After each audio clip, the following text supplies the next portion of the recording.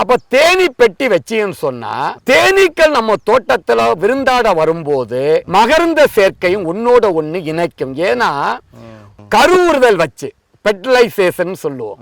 குரும்பைகள் உதிராம நிரந்தர விவசாயிகளுக்கு வருமானத்தையும் காய்கறியுடைய வருமானத்தினுடைய பெருக்கத்தையும் உறுதிப்படுத்துறது தேனி. இப்ப நம்ம தேனி பெட்டி ஒரு 5-6 பெட்டிகளும் வைக்கலாம். அதுவும் எங்க கிடைக்கும் சொன்னா இந்தியன் பீ 2-3 பீ இருக்கு. ஆப்பிரிக்கன் பீ இருக்கு, இட்டாலி பீ இருக்கு, யூரோப்பியன் பீ இருக்கு. அதெல்லாம் வைக்க கூடாது. இந்தியன் பீ ஏபிஸ் இண்டிகா பசுமை பூமியிலேயே தேனி பெட்டியும் வச்சு கொடுத்து அதை பராமரிக்கிற தொழில்நுட்பத்தையும் கொடுத்து தேனீயை எடுத்து கொடுத்து விவசாயிகளுடைய பொருளாதாரத்தையும் விவசாயிகளுடைய வருமானத்தையும் பெருக்கிறதுக்கு பசுமை பூமி நிறைய அவதாரம் எடுக்கிறதுல தேனி பெட்டியினுடைய அவதாரமும் இன்னைக்கு நம்ம பண்ணிக்கிட்டு வேலி ஓரம் முருங்கையை வைக்கலாம்.